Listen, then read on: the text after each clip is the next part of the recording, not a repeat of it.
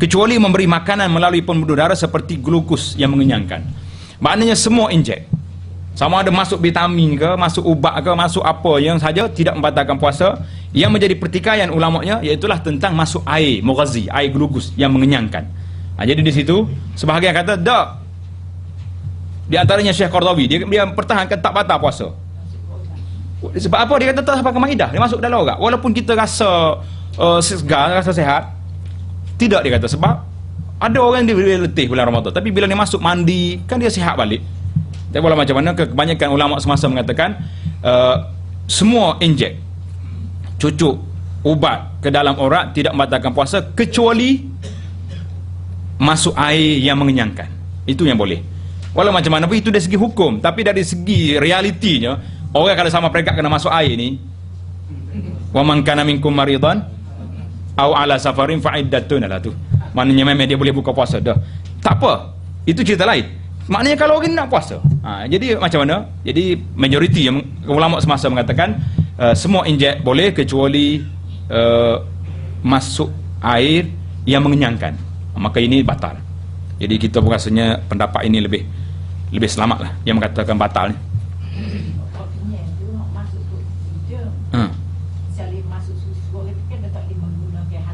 Dah hak tu memang jelas makanan masuk. Hak ni hak injek ni masuk ke dalam darah, masuk ke dalam orang warid dipanggil ni, orang besar ni. Masuk air. Masuk air yang sebab orang masuk air ni dia boleh duduk berbulan-bulan tanpa makanan.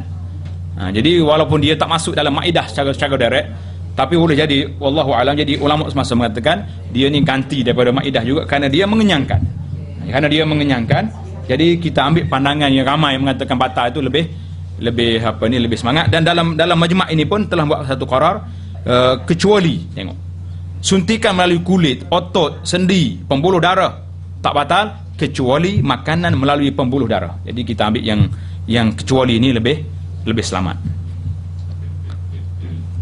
Yang kelima, penderma atau menerima pemindahan darah. Masalah menerima darah satu kes. Derma darah ni kebanyakan kata tak batal kerana derma darah kita keluar darah.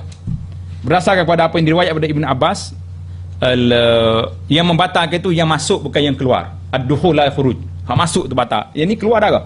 Tapi ulama semasa, kenapa menjadi khilaf dalam masalah derma darah ni? Kerana dia kias kepada aftar al-hajim wal mahjum. Batalnya puasa orang yang berbekam dan orang yang membekamkan orang. Jadi hadis tu kuat. Kita bercanggah dengan hadis lain. Nabi kita ihtajama wa wasaim.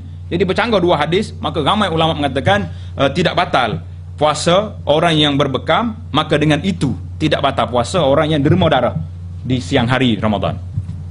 Itu dari sudut derma darah. Dari sudut masuk darah macam mana? Orang sakit di hospital, perbahasan macam tadi jugalah, wa man kana minkum maridan. Sebab kalau peringkat nak masuk darah ni bukan kalau puasa tu nasib baik dah tu dah. Biasanya tak boleh nak puasa. Yang pentingnya itu satu perbahasan. Perbahasan yang kedua tentang orang masuk darah tu boleh ke tak boleh. Jadi Majma' Al-Fiqhi menangguhkan hukum tersebut.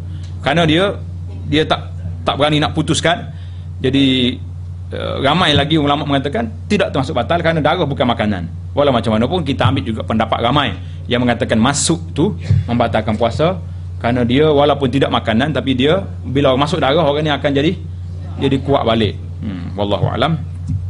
Yang seterusnya masalah oksigen dan gas bius. Oksigen masuk, orang kena masuk oksigen. Jadi katanya oksigen ni angin je masuk. Jadi tidak ada satu madah yang melekat. Jadi kerana itulah para atibak yang bersidang mengatakan oksigen tidak batal puasa dan termasuk juga gas untuk bius. Orang nak bius, tapi masalah bius ni tengoklah berapa lama dia. Jadi masalah bius ni ada yang mengatakan kalau bius tempat, maknanya orang ni sakit kaki nak buat apa ni pembedahan tempat, dia bius itu maka tak apa. Ada yang mengatakan bius seluruh pun tak apa, yang pentingnya dia satu hari itu mesti sedar. Dia tak boleh dia terus dia tak sedar daripada pagi sampai ke maghrib. Maka pada itu dia tak tahu dia puasa ke tidak. Tak ada taklif pada waktu itu. Jadi katanya bius tempat tak jadi masalah, bius yang berterusan itu ada masalah.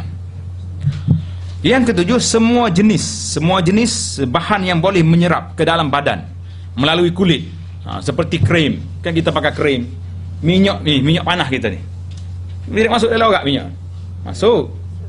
apa lagi, jelly atau plasta berubat. Hari ini ada plasta, bila kita tak lekat tu kita terasa sejuk masuk. Jadi itu juga tidak membatalkan puasa. Yang ketujuh, mengambil sampel darah untuk ujian makmal. Ambil sampel darah kecil sikit. Jadi ini termasuk dalam perkara yang boleh. Jadi kalau derma darah pun mereka mengatakan boleh. Kalau sampel tu lagilah boleh. Yang ke berapa lagi tu? Sesalur atau bahan perantara untuk arteriografi. Ini untuk X-ray khas jantung. Maknanya biasanya orang cek jantung ni dia akan masuk wayar ke dalam ni atau melalui paha dia. Wayar tu jalan dalam orak dia tu. Pergi cari jantung mana.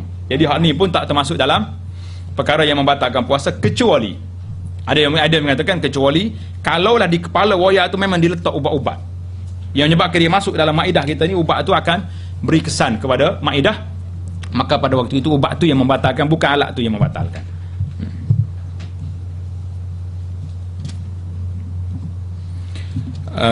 Jadi banyak sekarang ni, kebanyakan ya apa yang dibincang di sini iaitulah tentang perkara tibbi, dia panggil benda-benda yang terlibat dengan doktor. Kerana inilah masalah semasa yang banyak. Masalah semasa yang banyak timbul hari ini pun masalah yang terlibat dengan perubatan, yang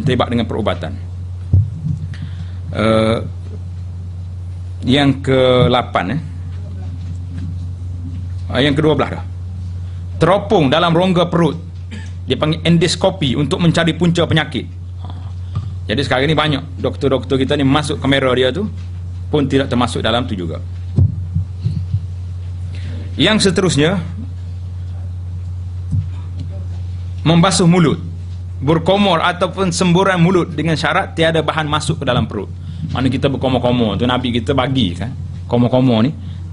Nabi kata balighil istinsyaq, boleh kita berkomor dengan kuat kecuali waktu puasa. Jadi ulama mengatakan kalau tak istinsyak dengan kuat pun mesti ada balik apa ni, madmadah kita tu mesti ada akan masuk kesan air tu walaupun sedikit. Yang seterusnya apa lagi? Sesalur dan bahan perantara tadi sebut dah.